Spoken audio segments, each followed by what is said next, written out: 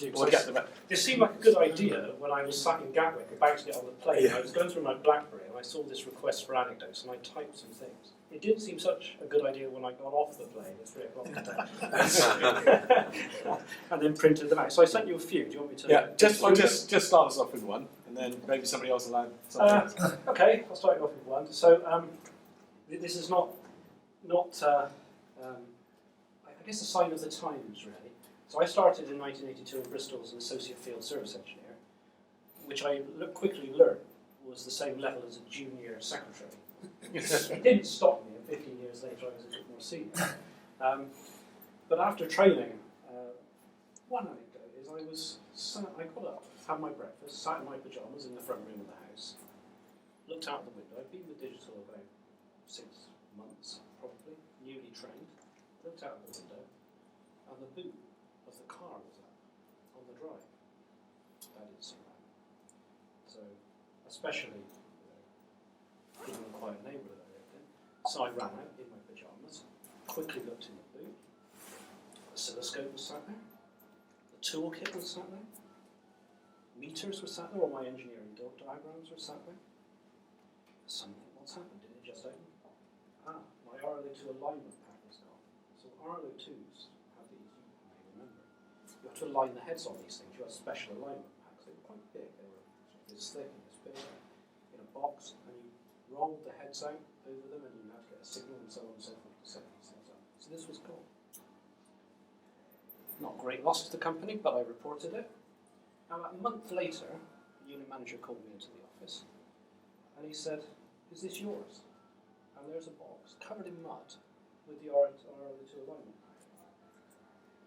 The police had been following a suspicious car a couple of days before, and some people had abandoned the car, jumped out, taken this box out of the boot of the car and thrown it into the River Avon, where it had landed on the mud on the banks of the River Avon. The police looked at this thing, couldn't decide what to do with it, saw it said digital on it. I thought, oh, okay, and brought it to the digital office in Aztec West. Now, that may not seem much, but to me it's a sign of how things have moved on. Can you imagine finding an HP laptop today, or a Dell laptop, and thinking, I don't know what to do with this. I'll take it to the Dell office. I hand it in. That would never happen. But in those days, computers were so new. People knew so little about them. So digital. Which customer this belongs to? But we'll take it to the digital office. Yeah. That's one to start with. Maybe let's follow on with another one. Yes, fine. So, anyone work in the governments? I know Peter. So, 1986, I think, 85, I newly joined the government unit in the pre-sales group in Basingstoke here. And the government business was expanding so much that I decided to move them all out into the Snapper-Jetty house, which I think is still there. And so there was obviously a lot of work to be done, local area networks, computers, all that sort of stuff. And they put together a small team of people, mainly from software services and a project manager, to manage this movement of, well, it wasn't movement technology, because it was all new faxes, everything in. And we undertook this with great relish, because we were all looking forward to, now, were we looking forward to deploying the latest Ethernet? No. Were we looking forward to deploying the latest terminal servers and LAN bridges? No. What about the latest versions of VAX units? No. What we were really looking forward to was naming the VAXes. If you remember, all the VAXes had 6-character names, and the Americans and the British used to give them nice imaginative names, whereas in the continent, like in Paris, it was Paris, PRS 001 to N. So we thought long and hard about this, and we had about 6 of these VAXes to name. And we thought, well, the government unit, MOD, secret stuff, how about spies? So Phil McLean, Burgess, and we had all sorted. So we put this up through senior management's proposal to rename these, and someone, and Peter might know who it was, came down from on high and said, no way Are we naming our systems after spies, traitors even, of Her Majesty's government? So we had to rename them all under some other theme, and we actually chose insects. Pretty harmless, but we did get one in. Spider with a Y. So that was our big achievement, christening these waxes. Excellent. I'll just say, just following on from that, in terms of employee involvement and naming things, yeah. I remember when we built the new software engineering building in Reading. I was going to Remember that one? the naming of the roads, yeah. And who was the manager? Jim Wade. Yeah. Okay, he came up with this idea of employee involvement in the new building, and the task was to name the conference rooms, just like your Mike's names, right? So they put it out to all the engineers, and being digital and being engineers, these guys came up with all the rude scientist names they could ever come up with, and Fuchs was one, and Kunt was another, and they were all rude, so they couldn't use any of them at all. And he was not happy, Mr. Wade. No, it wasn't. No. We all thought it was great. Yeah. They've got creative engineers who come up with these clever names. Right. Any other clever name stories? I'm trying to think of the chap who took over from Jeff Shingles, who was a UK. Darryl So he was going to be a tennis player. He was a tennis player, but he realised he wasn't going to be the best in the world, so he gave it up and joined digital. And he was in Europe, and he became head of the UK. And he decided he would introduce himself, and he chose DEC Recorded. And he had 2 sessions for salespeople and then the engineers. So, typical American, he would, and I went, because I had a customer meeting, I went to the engineer session. And the stage was built in the canteen. Don't know how many. Was anyone there? And the stage was built in the canteen. He runs on the stage and he goes, "Hi!" And typical engineers, he said, "Come on, guys, I'll do this again." So he went off stage, and he ran on again, and went, "Hi!" And it was slightly better. And he said, "Look, I'm going to do this for the last time. And I want lots of enthusiasm." And he came on, and it was slightly better. But that was his introduction to the UK, and he couldn't believe it. Anyone know his name? No, It was after Darryl. but he also came out, it might have been that very thing, he said, "I have taken the company to be an internet company. I have introduced dress down days on a Friday." What? Same guy. We introduced it 20 years Yeah, he's ago. also the same guy that said to him, "I want you to really work hard, I want you to work hard, I want you to achieve the goals." And he went to a European sales meeting and won the UK prize with his management team. And I think they probably got a few stock options, and I had a meeting with him and said, "I'm really glad you did well. Does any of that bounce down on employees that helped you get it?" And I was nearly kicked out. I can tell you an interesting story about Olsen and Darryl Barby, who was the UK managing director.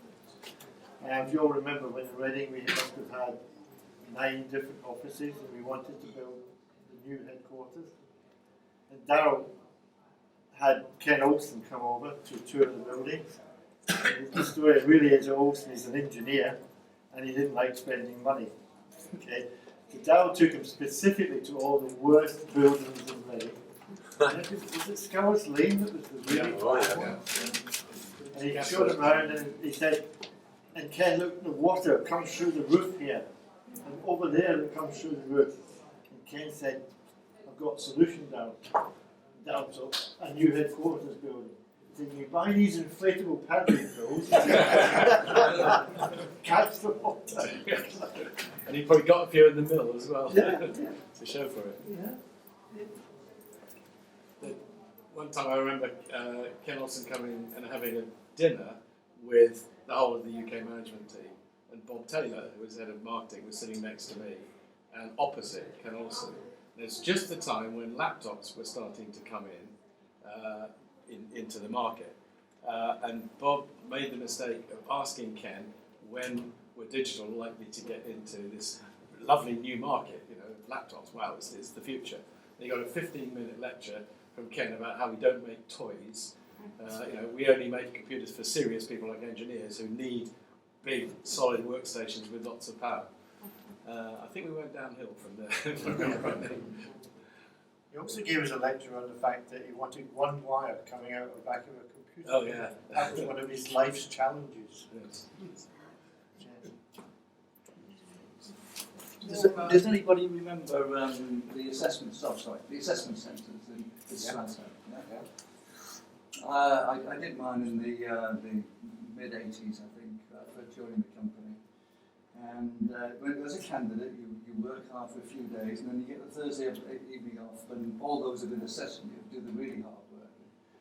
As I assessed several of us after that, I knew just how hard they'd work later on. But the Thursday evening we had off, we were sitting in a hotel somewhere north of Bristol. And we couldn't make our mind up whether to go out for the evening or just stay in and get plastered, the way you did. And I said, well, I'll go and get another round while we make our minds up. So I went up to the bar and said, I'll have another round. And the guy says, barman said, you're not thinking of going into Bristol, are you? And I said, well, matter of fact, we are. And he said, well, I wouldn't go if I were you. I said, what do you mean?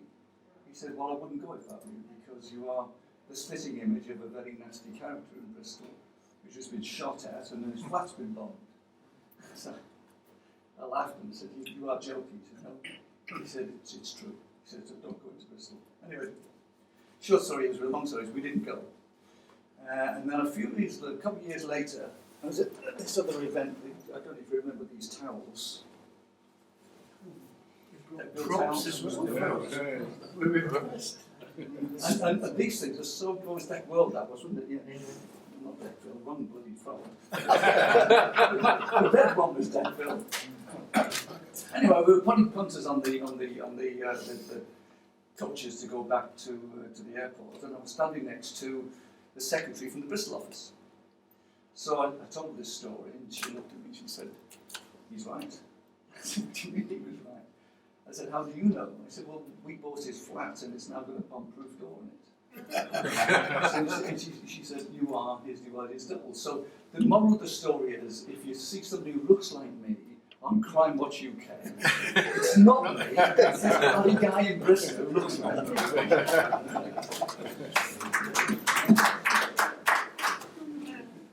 Talking about assessment centres, this reminds me, before you got to the assessment centre, you had to do unit manager training.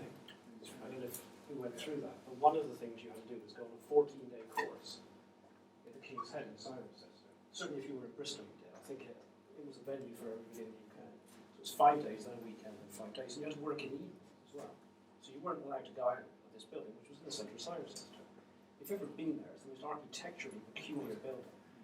Oh, you could go down a corridor and open a door that was up here and look into another corridor that was going past at this level. But the really odd thing about it was not the training, which was fine, or the fact you were stuck there, but the cuisine was like something out of Victorian era. There was nothing on the menu which was the same every day. It never varied. Nothing on the menu you'd want to eat. There was actually things like oxtail on it, which I thought was a soup, but was actually an oxtail on a plate. and that was the most normal thing, and it was really rich. And by the third of these 14 days, we weren't thinking about the course at all. We were just thinking of how we could just survive the breakfast, the lunch, and the dinner, because it was just too much. We were all feeling ill every day. We went to dinner on the fourth day, I think, and there were 32 of us. They had us set out 4 tables, 8 on a table, people from all over the UK. I remember one of my colleagues sat next to me was from Birmingham.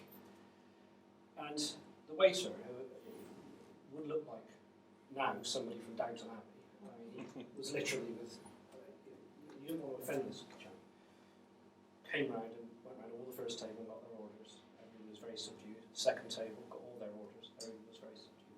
Halfway through around the third table, he said, so one of my colleagues, Mike Burgess, the same training as me. He said, "What would Sir like?"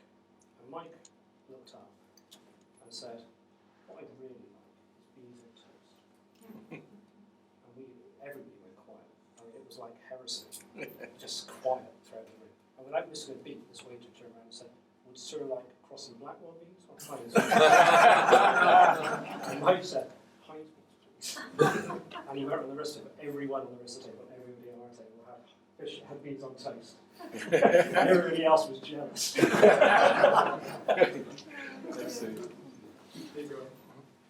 A small story about sort of digital and what it was like to work in digital. There was a lot of humour in digital, and there's a lot of camaraderie in digital, and you could get away with murder at times.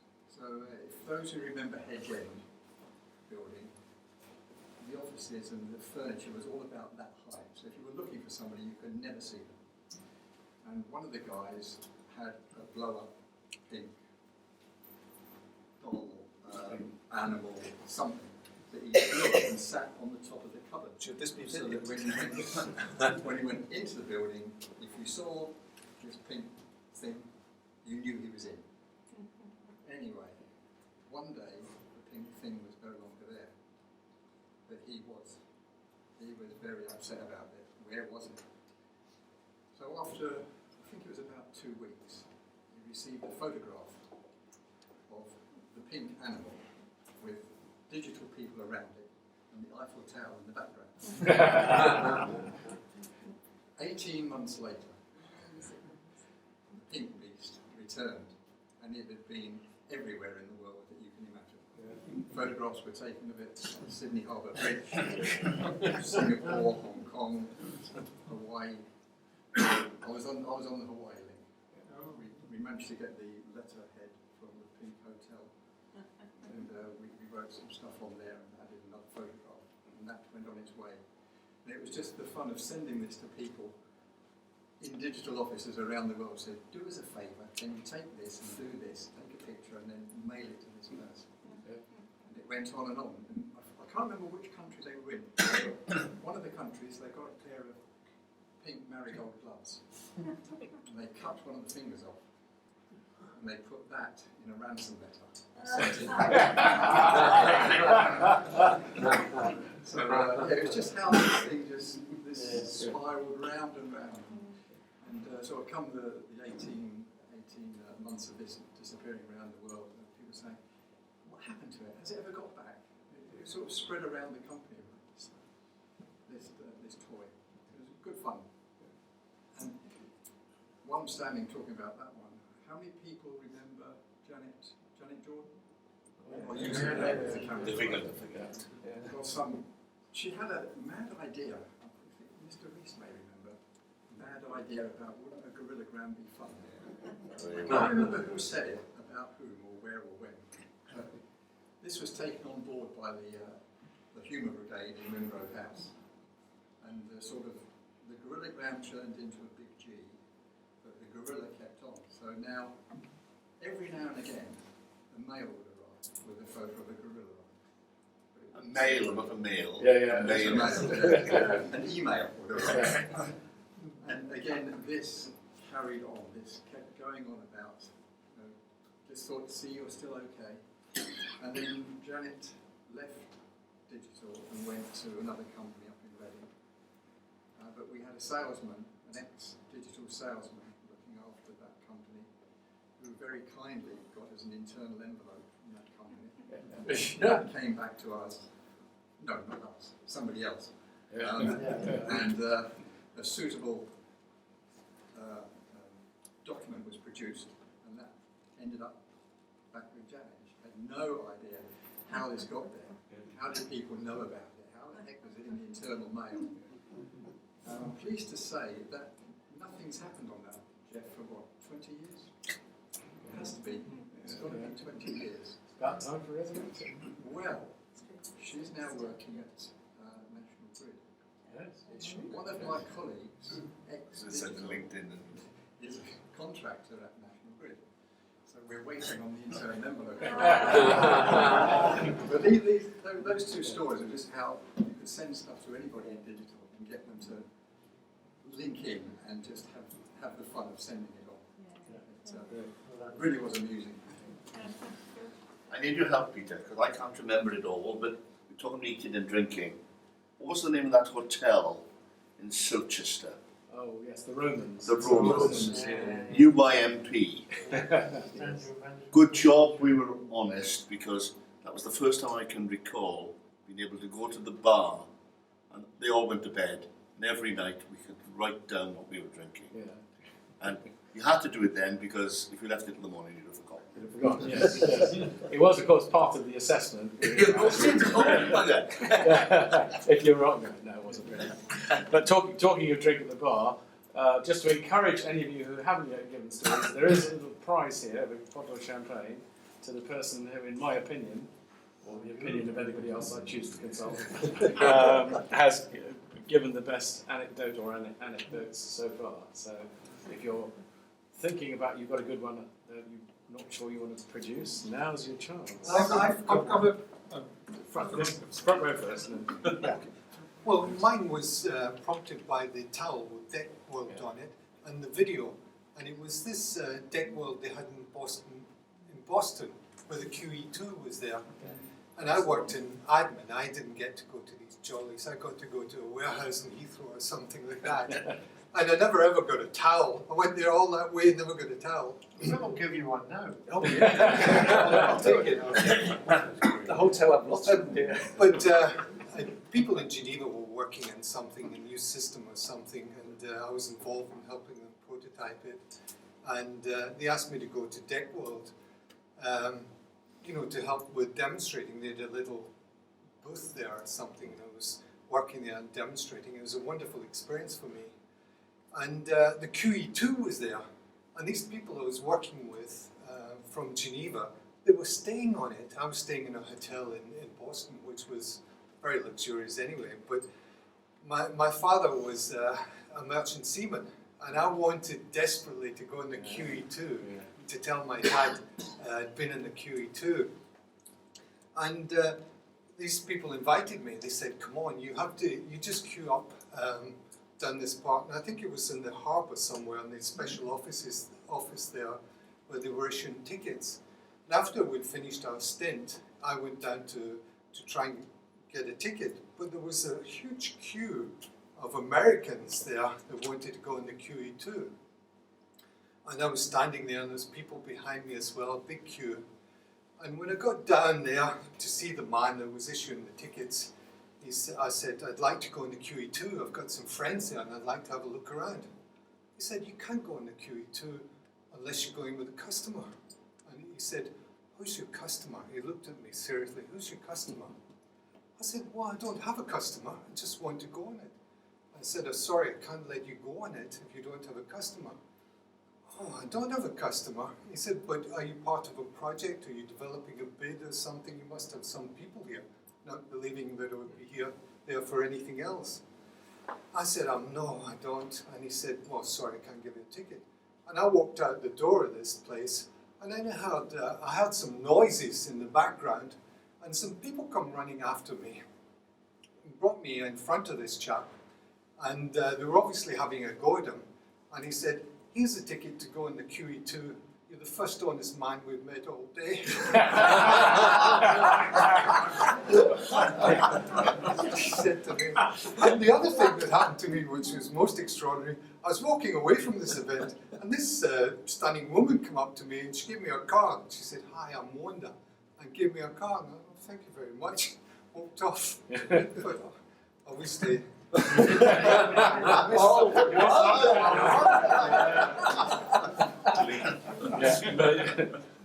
opportunity there. Great, thanks. Yes. Okay, well, I've got a hotel story. Some of you may be familiar with the hotel. I was in the European Internal Audit Group, and we used to travel around Europe quite a bit. And the group, which was run by Ian Hickson at the time, he had some Americans come over. Typically, they'd be on an assignment for 6 months, and so the group was made up of half Americans and half Brits. So we ended up doing an audit of the European software factory in Galway, over in Ireland. So of course we went and stayed over at the Great, I think it was the Great Southern Hotel. And so this was quite amusing because the Americans that came with, they're all from Boston, they're all kind of, I guess you call them preppy types. And they didn't quite know how to handle the sort of the Irish sort of culture, shall we say. So we had a few sort of incidents that occurred while we were at the Great Southern in Galway. It was a lovely hotel, and the Brits all found it quite amusing, but the Americans didn't quite know how to handle it. A couple of incidents with the laundry that we had. They managed to. One of these guys used to have the button-down shirts, which were quite sort of American at the time, with all the nice buttons and everything. Anyway, he took it to the laundry and putting it back on one day, and suddenly all the buttons turned to dust. He'd been pressed so hard. The poor guy had to turn up with his shirt wide open. And we had another one where they were into designer cardigans, etc. So he sent it to the laundry. So he was a sort of a rugby player type, so he was a big guy. And this came back in, probably fitted a 6-year-old. But the Americans also like to move about quite a bit, and lots to do. At weekends we stayed over there, and they like to do see some of the sights. So they asked for an early morning call to. I think we were going somewhere to see one of the locks or whatever they are, and so the early morning call comes along, and to the American said, "Good morning, sir. Was it 6:30 or 7:30 that you wanted your call?" And he said, "It's 6:30. Oh, right. Well, it's now 8:30.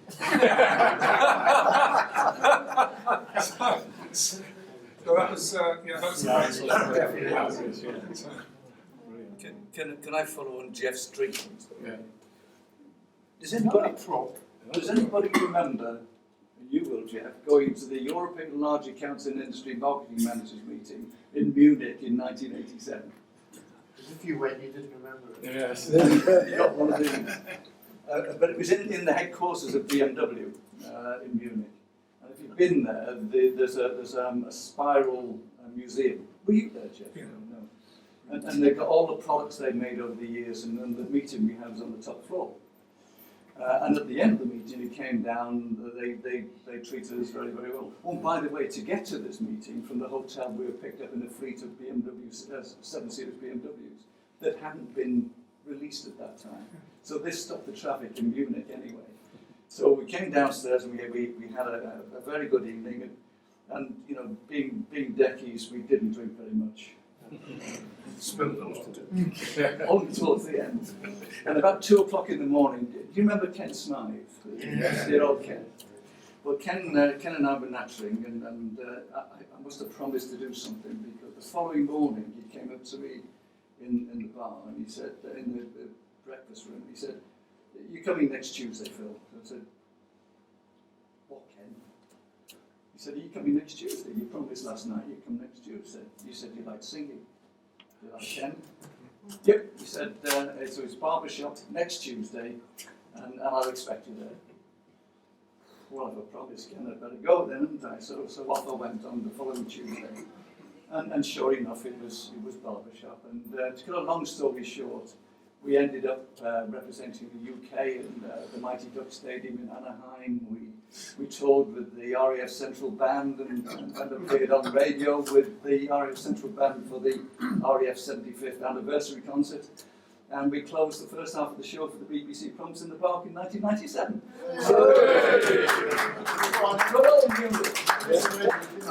No sense. Okay. But this story starts in about 1979 or something. Just cut it short. It's a long story. A tender arrived from what I think was called the CCTA in those days, Yes. to handle the government business. And it said, "We can't tell you what this job is about, but imagine it's like this. So it ended up on my desk, and we got back to CCTA, and we ended up selling a mump system that went into a building in central London. We knew the names of the two people we dealt with in the CCTA trial, but we had no idea what the system was used for, or who the customer was. About 15 years later, at Deckville, does that be about the right timing? Anyway, we were at Deckville. And Peter, when we had a government department, had an accident.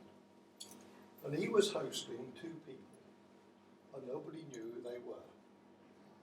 And I was in the government department at that time, Peter. So I picked these two people up. And we met in a bar that evening, and we drank and had a meal, and we had a fairly stilted conversation. And at one point I'd said to them, they'd introduced themselves, so I knew the names. they said the names. Did Mickey Mouse not ring a bell? Or purchase them again. And I said, are you going to tell me where you're from? And he said, no. He said, no. Where do you think you're from? See, and I said, well, I got an idea you're from the West Country, but I don't know for sure. See, and to say more than that, they said, no, we're not. Well, as the evening wore on,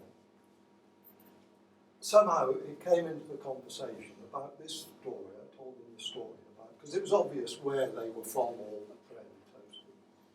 I told them this story about Curzon Street, which is where the first system went into.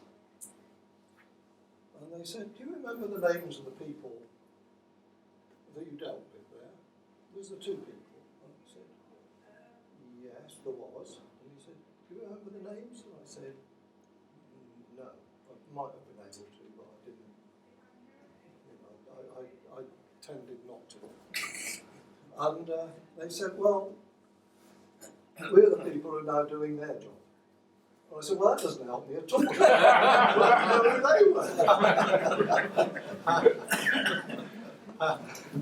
And you still don't know. Well, I still don't know. When we talk about training, management training, we used to run interviewing courses. I don't know if you lot did interviewing courses. And we used to show the John Cleese film, which is brilliant. Yeah. And there's one point in the film where Cleese says there's three things the British never admit to being bad at: interviewing, driving, and making love. And I was watching this with the guys that I was training, and one of the guys said, I'm looking forward to the next two courses. 6 months later, we introduced driver training. Yes, we did. And I was waiting for this guy. Say, where's the next one? Defensive driving, was it? Yeah. It was defensive driving. I remember driving home after that. I was scared stiff. I was going to bump into things. It's good. It's telling me that. Well, we did the pilot for driver training in Welland, didn't we? You might know, but we did. We did the pilot for driver training in Welland. Yeah. And what was amazing was, in the 6-month driver training we did, the number of incidents where cars were hitting the car park where nobody was near them went down by 50%. Yes.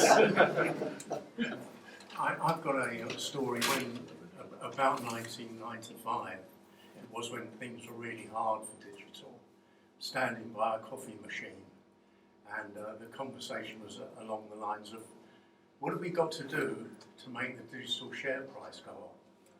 And people sat there, or standing there thinking, so sipping their coffee, and then one bright spark said, make some money wouldn't be a bad idea. Yes. How many people, Peter, can remember it going from 0 to 2p a cup?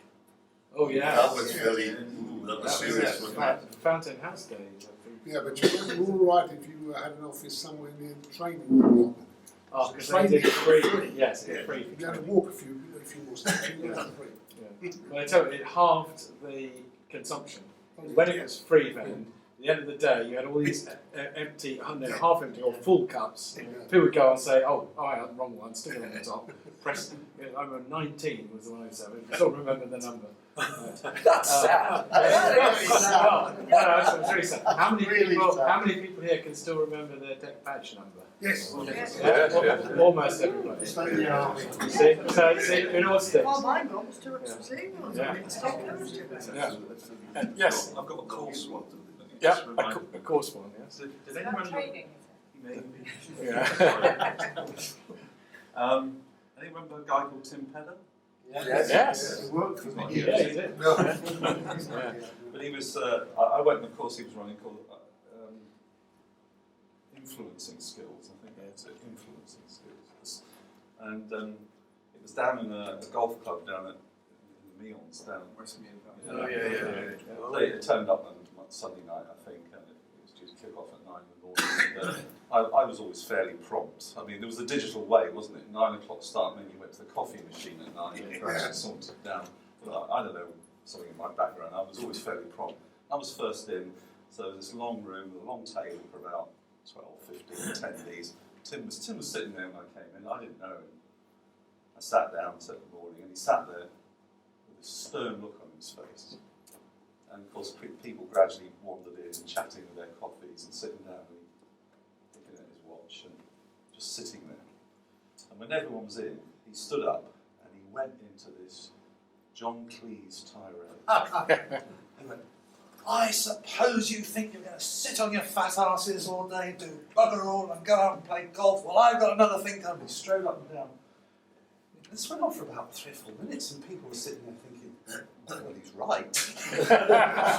But we were absolutely stunned, you know, and then he stopped and he sat down, he smiled and he says, "So how's that for influencing skills? Let's discuss." And it was serious, you know, he made the point that that'll get you short-term gains, but it's no good. But we did wonder whether he was really being serious. Did anybody here have to go and work in foreign countries where we had to get permission and have an interview with security people before we could go to the countries? Anybody enjoy that fun days? I was still in Europe. Unlimited indefinite in those days. Slovenia or Slovakia, one of them. And you had this long conversation on the phone with security. You know, where are you going? What do you do? So you do know that these people know that you're going. Sorry, run that past me again. They know what plane you're on and when you're going there. And this just kept going on and on. So they know the hotel you're staying in. Really. And it went on and on and on. I just could not believe what I was being told. That they knew who we were, what we were doing, where we were going, and everything else. The sad part about the whole lot is the very last thing they said is if there's a knock on the door at midnight, and you open the door and there's a lady wearing a fur coat, don't ask her. Nobody knocks on my door. What did I do wrong? Too bad. Yes. I work for European Skills and Management Training, so I was doing about 60% of my time travelling, so inevitably my stories involve business travel. And I should preface the first one by saying I'm notoriously bad with faces. It's not that I don't know that I know somebody, it's just that I haven't got a clue where I know them from. And I have a number of anecdotes in my earlier life to illustrate this, but I won't go into those now.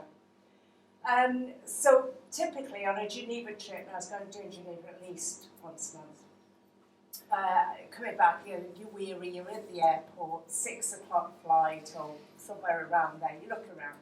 And not unusually you spot somebody from digital. You might not know them, you're just seeing them in the pantry, you know they're from DEC. And I spotted this man, I thought, he looks familiar. And he was standing quite close to me. And I just stepped forward to say, "Excuse me, do you work for DEC?" And they called the flight, so I didn't say anything. And we got on the plane, and because he was sitting near me, he got off ahead of me. And we were walking on the, what do you call it? Travelator. No, before that, when you just get out of the plane. And this man stepped up to him in uniform and bowed and said, "Good evening, Your Highness." No, I don't think he works for Digital. So I'm glad I didn't ask that question. And the other involves my boss. I don't know if anyone remembers George Mann. He was my boss. And I was running something in Montreux, and he called me. And it was about this time of year. And he said, "I wonder if you could take something back to the UK for me." I said, "Well, it depends what it is, George." And he said, "Well, it is a bit dodgy. It's some party bombs. These are things that you put on the table and they explode and shower people with gifts and streamers and things." And he had 2 of these things. I said, "Well, I can't put those in my hand luggage." He said, "No, well, I'll meet you at the airport and we'll put them in your hold luggage." So we did this, and the flight takes up, and you're sitting back and just thinking, what am I going to order to drink? And suddenly there's an almighty bang, and the plane starts to lose height. And I went, "No!" And the air hostess was clearly worried. I mean, they trained to look very calm, but she actually went into the pilot's cabin and came out, and she was jollying us along and had some more brandy and all this. And I had visions of being marched off between 2 police officers when we got to Heathrow. And we never really found out what the problem was, but we landed in some remote part of the airport and blue lights converged upon us. So everyone broke into applause when we landed. But I said, "Well, so, okay, now you can tell us, what is it?" And she just said, "Ladies and gentlemen, welcome to Heathrow. Thank you for flying British Airways." We never knew what it was, but at least it wasn't what I had in my luggage. It wasn't the bomb. Thank you. Okay, any more? Just one thing about flying. Remember Jack Seckler? Remember Jack Seckler? Yeah. Well, Jack used to fly on his American passport. And about the time of the Libyan problems in North Africa, we were flying over to Nice, probably to Decville or something. And as we were flying coming in, I said to Jack, and I was sitting next to him, I said, "Jack, have you got your visa?" "What?" I said, "Have you got?" Because a bit abrupt, Jack. I said, "Have you got your visa?" He said, "I don't need a visa." I said, "You do, Jack. Because since you put them against, implemented them against the French have done the same to you. And as an American, you need a visa to go to France." "Jack," he said, "I haven't got one." I said, "Oh, well, you'll probably be on the next plane back then, Jack." So we get off, and he grabs me and he says, "You're coming with me." So we as we were going through, we came to the passport control. He hands his American passport over. "Monsieur, this way." So he gets vanished, and he grabs hold of me and says, "You're coming with me." Into a back room in Nice Airport. I thought, well, gee, how are we going to get out of this? He's certainly going to be on the next plane back. But we stood around for a while, and they were giving him a bit of hassle. And in the end, it turned out to be how much was he prepared to pay to stay in the country as a backhand to these guys in immigration. And that's what it was. And it cost him €100, a franc, or whatever it was, the equivalent. And there he was, he stayed. But that was Jack. Oh shit, didn't have his visa. So talking about that, have you anybody ever met an immigration official with a sense of humour? No, only in America. Oh. Sorry, I went to America. The yellow line. I went into America with my eldest son. I was working for a year in the mill, as it happens, in Boston, right? So I had all the accreditation. He was going in as a student. And this actually happened, honest to God. So we go up to the immigration official, he takes all my papers, right? He looks at his and he says, "What are you here for, son?" He said, "Student." Good time in front of him. He says, "Right, occupation?" He says, "Have you got one?" He said, "Son, you have to have an occupation." "I haven't got one." He said, "Son, you have to have an occupation." I'm thinking, oh shit. So he says, my son being my son, says, "Astronaut." No. And the guy looked at him and I said, "What was an astronaut?" And he looked at him and said, "Son, you can't be an astronaut." trainee astronaut. He went into the US as a trainee. I have never ever met another one when I said to you. Yeah, it's not really a digital swim, but I went with my wife last year to a bluebird festival in the States. We landed at Cincinnati, and then she had to go through the security metal detector. She's got Parkinson's, so walking on a stick, and they said, "Drop your stick! Drop that stick!" She said, "If I drop my stick, I'll fall over." So they got their guns out. They really believed that this thing was a threat. That was Cincinnati. A couple of things about old buildings, and it's sadness in a way. And I know it's a coincidence, but there were two deck parks when they're not in Europe. One was in Reading, and the other was in Munich. Yeah. Now the one in Reading, as we know, is still a disaster area. It's still a bomb site. Yeah. And Munich is not much better either. We went there a couple of years ago, and I looked it up. The building is still as it was, but totally empty. And the car park is just weeds and everything. So it's there, and it's not being used. All it had to do was knock it down. It would be exactly the same as Deck Park there. And the second thing about buildings is, and we were talking about it earlier, those of us who've seen it tonight, this wonderful new John Lewis and Waitrose over there on the entrance to Basingstoke. And thanks to Dave, because my memory had gone, we were recalling the pub, which is the Castle, which we always used to go to from Wimborne House for a drink after. And that's what I learned in my formative days in 1979 with digital, that being a software person, you always walked into the bar one step behind sales. You should never have to buy your own drink with sales in the bar. And that was in the Castle and right all the night. Doesn't work now though. It didn't work then after a while. Steve, you had a story about a hospital in Bristol, or was it Cardiff? Cardiff. Cardiff, Yes. okay, which I think is a good one. It was only 2 and 6 grew across the bridge that day.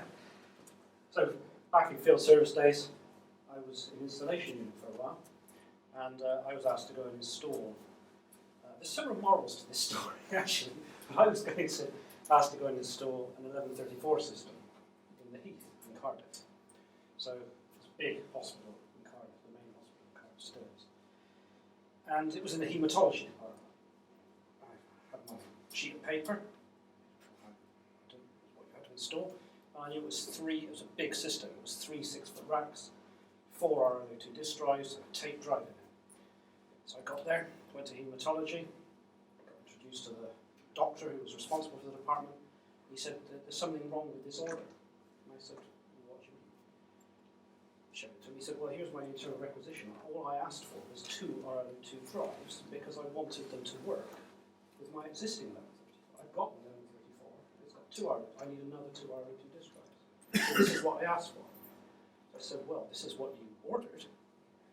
And we looked at this, and he rang the purchasing department. And this is a story about, partly a story about it being March, and the government having money to spend. And so the purchasing department had joined up his request for 2 RO2s with the salesman who just visited, and spent their remaining budget on this system for no other reason that any of us can divine at the time. They decided to do it because they had some money and they didn't want to not spend it. So I said, "Well, I'm going to have to commission the system." So we unpacked it all, I unpacked it all, I stood it all up. And I reckoned that I could do this job in a day if I got it right. And I stood it up and started working on it, and the tape drive wouldn't work. So I had to ring up logistics, and I said to logistics, "Could you send out a tape TS11 kit, please?" So I said, "Yeah, where should we send it?" And I think, "Well, I'm in this bloody hospital." So I said, "Send it to accident and emergency." Because I thought, well, I know where that is. I went past it on the way in, it's just down the road there. Put the thing down. Said to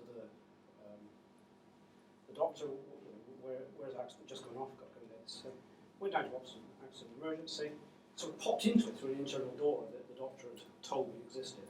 Spotted a lady and a nurse in blue, ward sister basically, dark blue dress, and I said, So I'm just expecting this kit to turn up on a taxi. When it arrives, can you please give me a call on this extension number and I'll come and get it? And I was just leaving when I heard say, yes, of course I will, doctor. I'll have somebody bring it up to you as soon as it arrives. So I turned out by then and was walking through the door. I was a little embarrassed, so I didn't turn around and correct her. But sure enough, a little bit later, a nurse turned up with this kit. Obviously thought TSM was some kind of special blood thing. So I was temporarily promoted to a doctor.